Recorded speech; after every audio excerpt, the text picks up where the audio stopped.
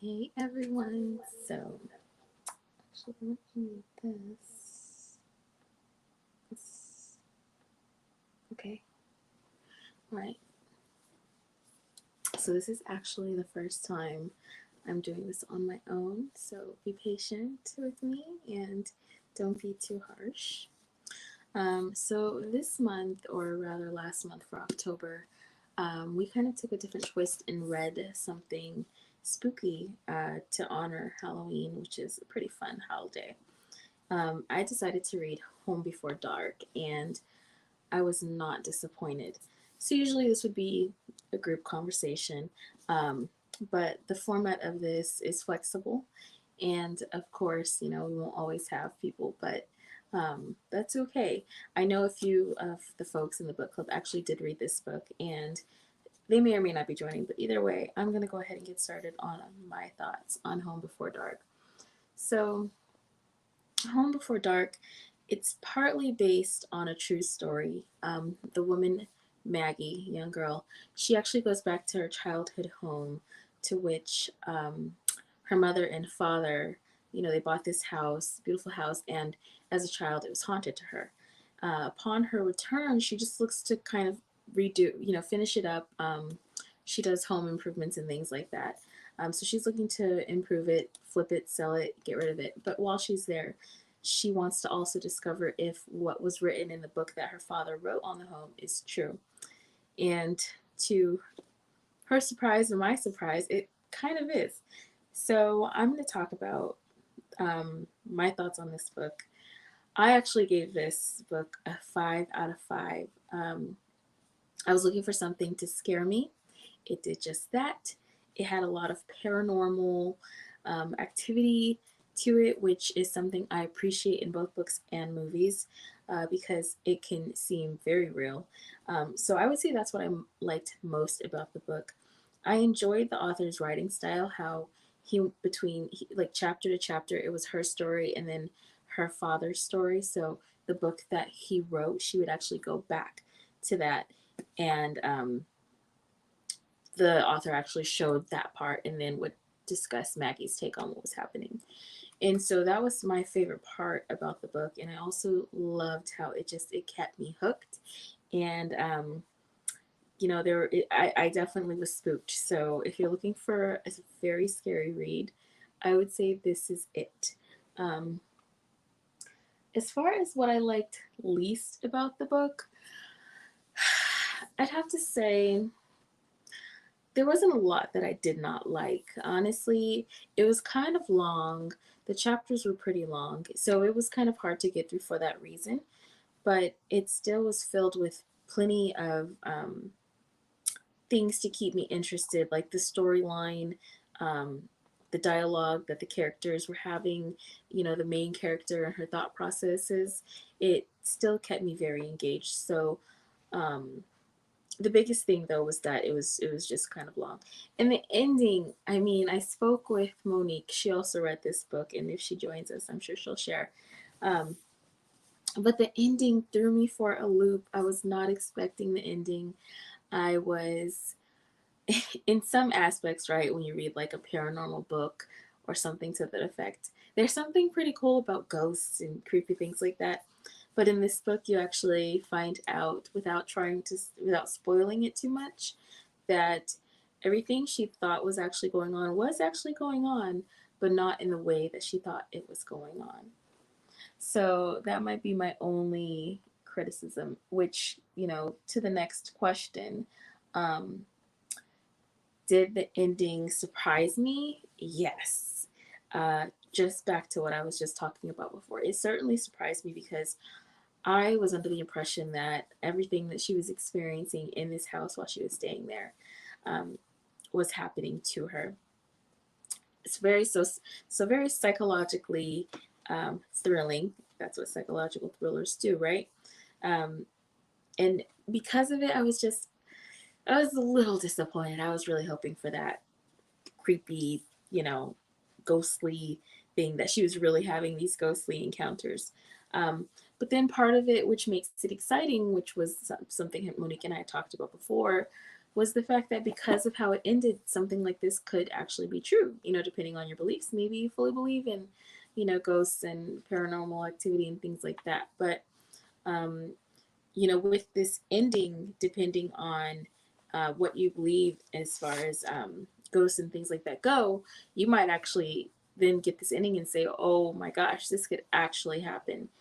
So that actually brings me to the plot element that surprised me the most, which was what actually was happening to her in Bainbury Hall.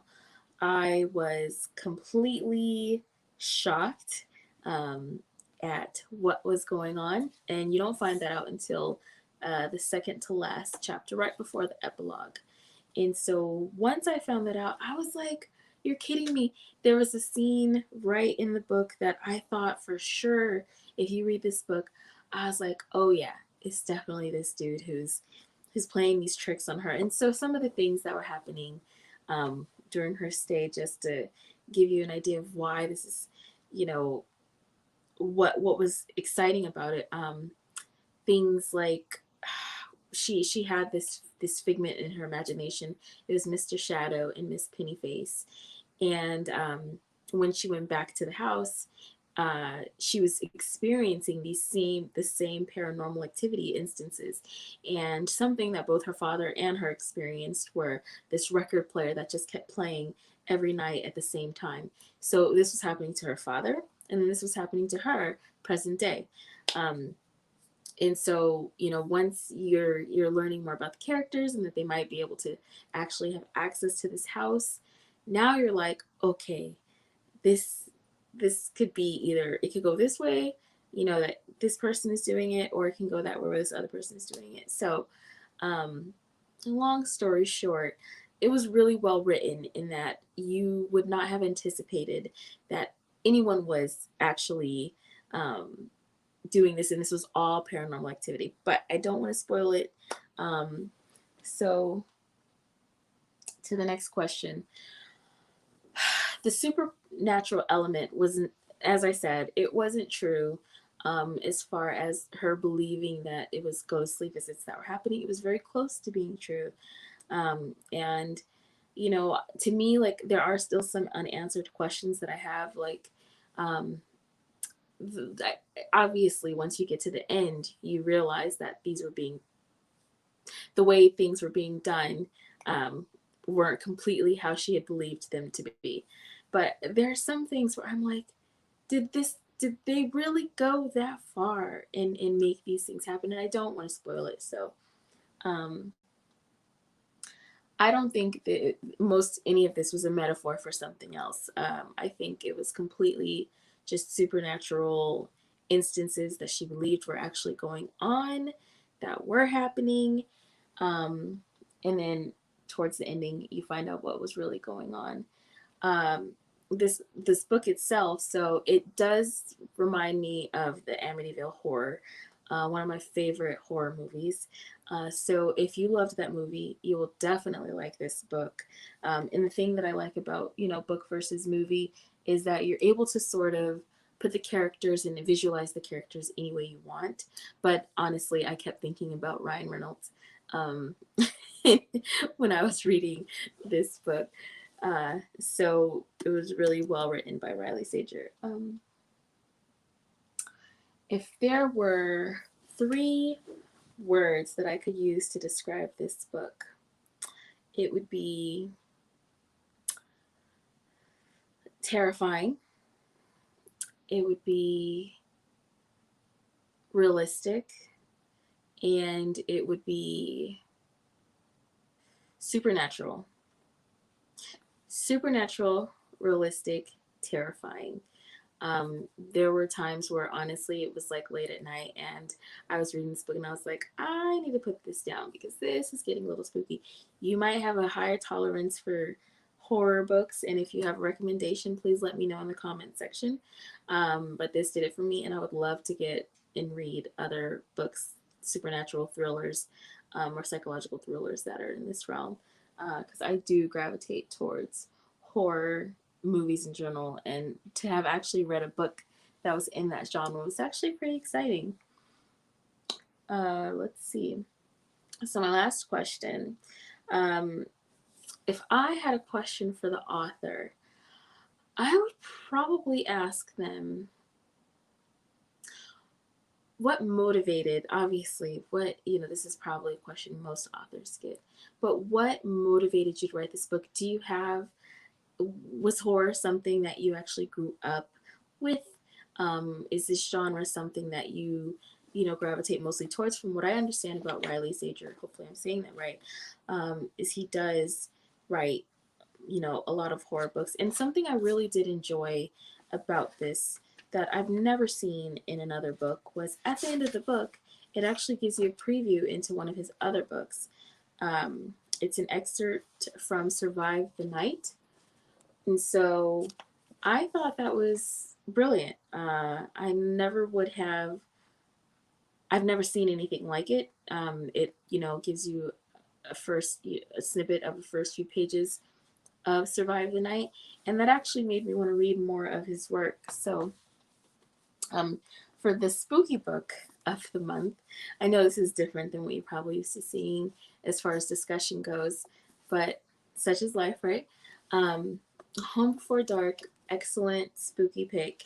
I would highly recommend it if you're looking for a scary read. And what we'll be reading next book club is we're going to be transitioning back to our normal rhythm. So we're going to be reading The Ultimate Gift by Jim Stovall. In the past, I would choose inspirational fiction, books like that. But, I enjoy hearing what book club members want to read. And so we'll be spinning the wheel each month to find a different book genre, and then I'll be choosing a book from that genre based on recommendations. And if there are no recommendations, it's going to just be based on what awesome books I find when I am out and about. So thank you for joining me. Thank you for watching. And do pick up Home Before Dark or any other book by this author, Riley Sager. I think you will not be disappointed. I certainly was not. All right. See you next time.